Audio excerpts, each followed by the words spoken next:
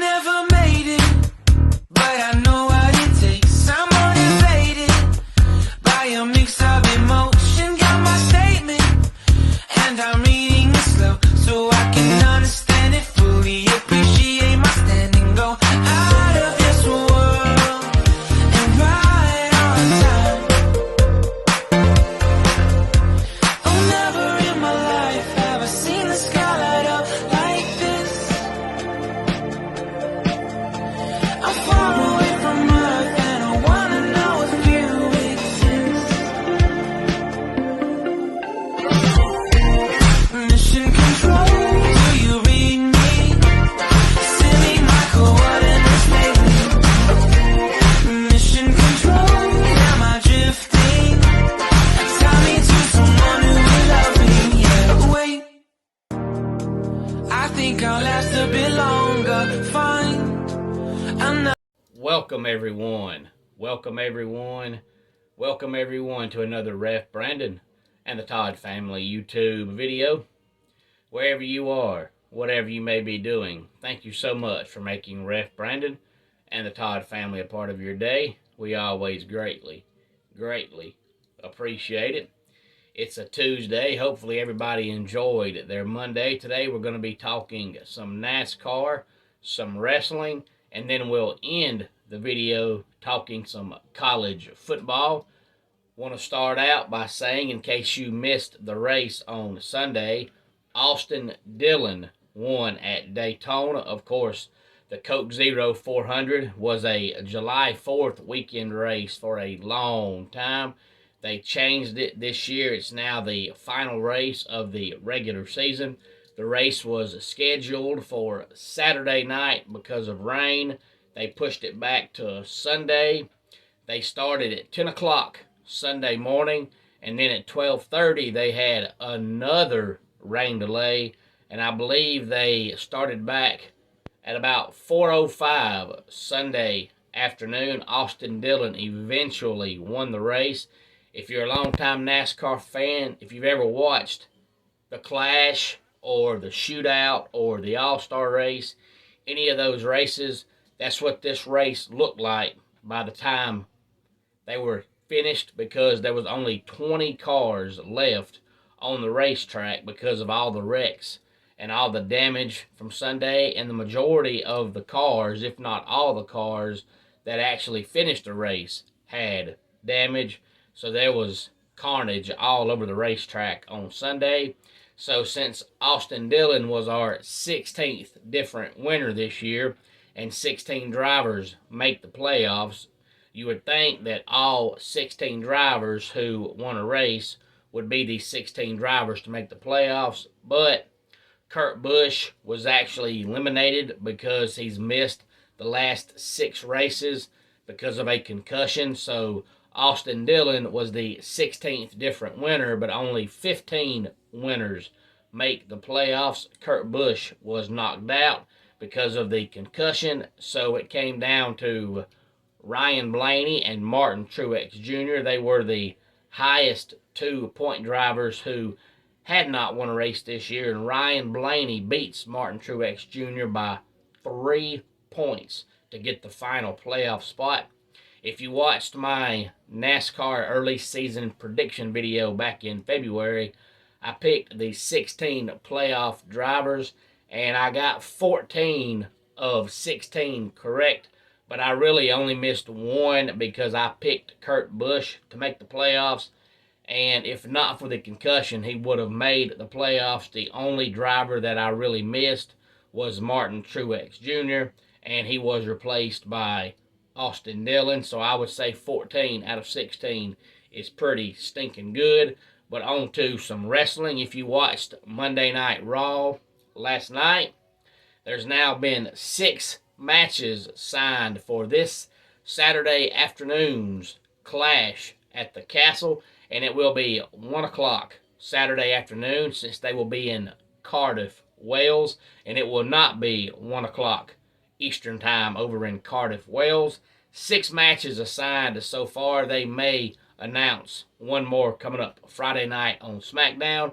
We've got Roman Reigns versus Drew McIntyre for the undisputed WWE Universal Championship.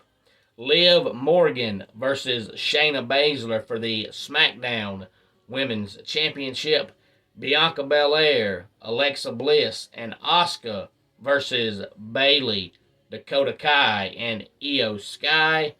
Riddle versus Seth freaking Rollins. Gunther versus Sheamus for the Intercontinental Championship. And just signed last night is Edge and Rey Mysterio versus Finn Balor and Damian Priest. And it looks like they are slowly starting to cause some friction between Rey Mysterio and his son Dominic, because Dominic wanted to be Rey's tag team partner in the tag team match this Saturday, but Rey said he chose Edge only because he needs the experience, but he wants Dominic to be in his corner. I've been waiting for them to have Dominic turn on Rey Mysterio. It looks like it's slowly coming to fruition. Like I said, they may sign one more match coming up on SmackDown Friday night, with 6 matches signed so far. While we're on the subject of wrestling, this Saturday night at 7 p.m., come on out to 244 Livestock Road, East Denali, Georgia, for some great PWC Lucha Libre Wrestling. And you can follow PWC Lucha Libre on Facebook. They are PWC Lucha Libre. And on YouTube, they are PWC Lucha Libre. And I've said it before, but I'll say it again. PWC stands for Pro Wrestling Caribbean. We will be there again Saturday night. Doors open at 6 o'clock. Bell time 7 o'clock. And tickets $7 for general admission and $10 for the front row. Come on out and see great stars such as the PWC Tag Team Champions, Bad Squad, the new PWC North American Champion Curtis Coleman, since he defeated Alex Keitel for the PWC North American Championship last Sunday at UWF.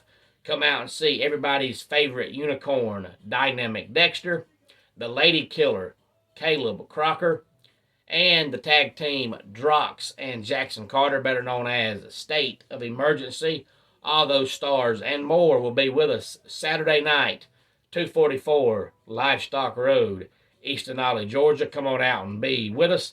And let's end today's video talking about Georgia Tech. Don't be like Georgia Tech. And what I mean by that is Jeff Collins, of course, he gets made fun of all the time because he is a terrible, awful, pitiful, really bad football coach. But he always does stuff and it backfires big time.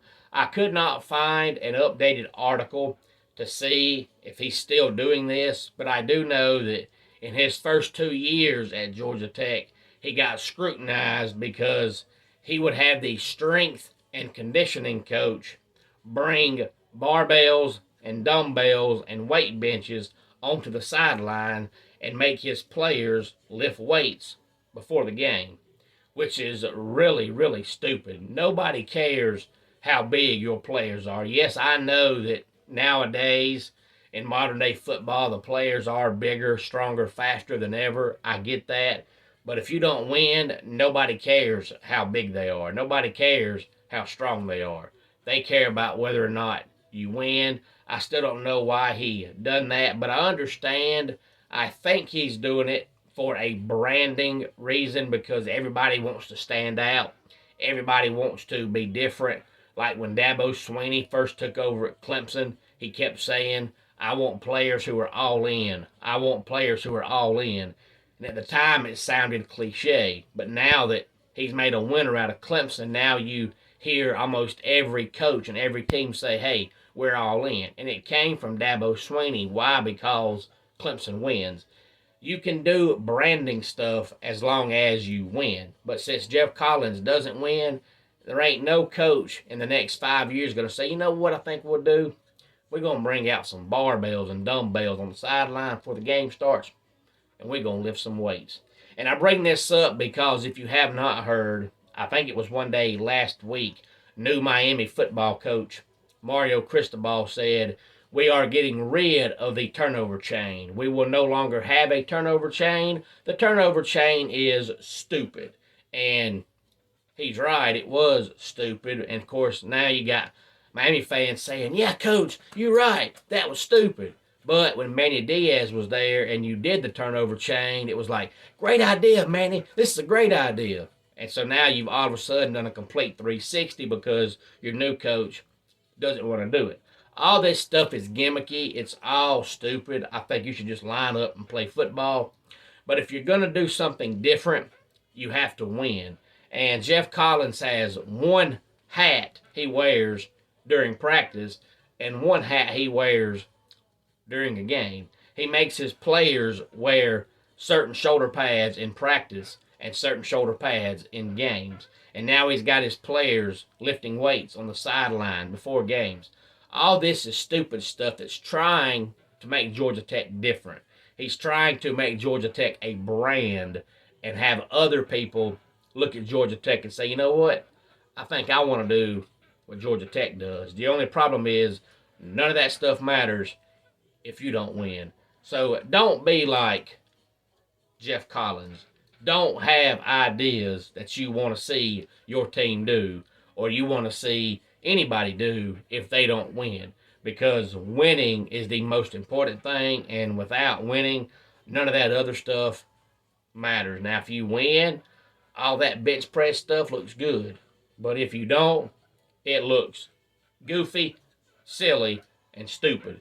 And Jeff Collins will be in his final game at Georgia Tech by the end of the season if he does not get fired during the season. Let's go ahead and get our dad joke of the day in here. Can a kangaroo jump higher than the Empire State Building? Of course, buildings can't jump. And that wraps it up for today's Ref Brandon and the Todd Family YouTube video. Until next time, it's Ref Brandon saying, just like in pro wrestling, life can be over by the count of 3. Tell your friends and family how much you love them. Bye.